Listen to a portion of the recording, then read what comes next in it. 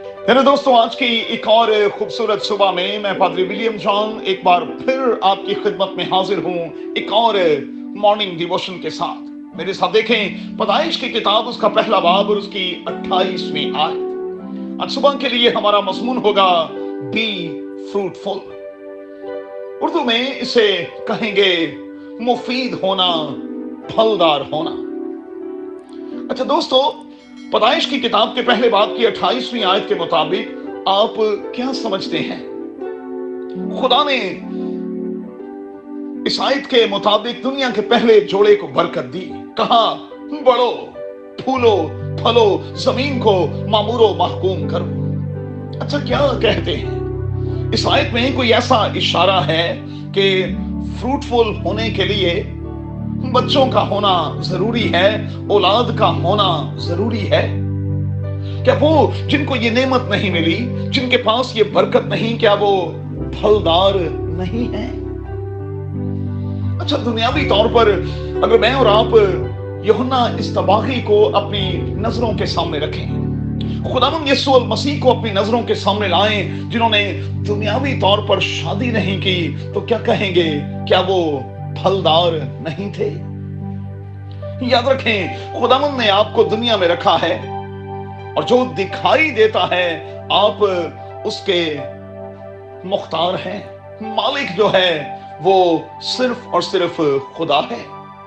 मैं और आप उसके अमीन हैं, हम मुख्तार हैं। सो जो कुछ हमें दिया गया है, बाइबल के खुदा ने अपनी मर्जी के मुताबिक दिया है। किसी को 10 तोड़े, किसी को 5, किसी को 2, किसी को 1। अब जितना जिस शख्स को दिया गया है, याद रखें, उससे उतने ही का हिसाब भी लिया जाएगा। हमें अच्छा मुख्तार बनकर इस बात को खातिर में लाना है और हमें इस बात को याद रखना है कि हमें फलदार होना है। और मैं कहूंगा कि अगर समुद्री मखलूकात के हवाले से आप कुछ करना चाहते हैं तो फिर यकीनी तौर पर आपको समुद्र की जानकारी हासिल करनी होगी। अगर फिजा में उड़ने के हवाले से आप कोई प्रोजेक्ट बनाते हैं तो फिर आपको फिजा और उड़ने के हवाले से पूरी जानकारी लेनी होगी। अगर कादिर खुदा आपको औलाद की बरकत देता है तो फिर आपको औलाद के हवाले से पूरी जानकारी लेनी होगी, क्योंकि अगर औलाद नाकाम होगी तो हिसाब आपसे लिया जाएगा। एक और बात याद रखें, खुदा का कौल है कि फलदार हो और इख्तियार रखो। अगर कुछ कंट्रोल से बाहर होगा, अगर किसी भी तरह का खानदानी जिंदगी में नुकसान होगा, तो याद रखें, आप ट्रस्टी हैं। खुदा आपसे हिसाब लेगा, इसलिए कि जिम्मेदार आप हैं। सो हमें क्या करना है?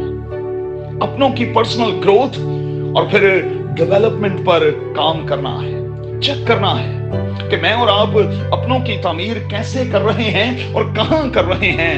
उनके लिए घर रेत पर बना रहे हैं या कि चट्टान पर? और फिर दुआ और कलाम के हवाले से कितनी खाद डाल रहे हैं और उस खाद की क्वालिटी क्या है?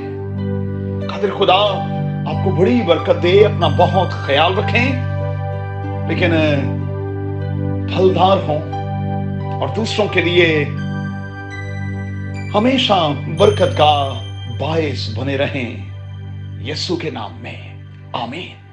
If you want to see more content like this, make sure to like, share, subscribe, and hit the bell notification so you don't miss any new videos.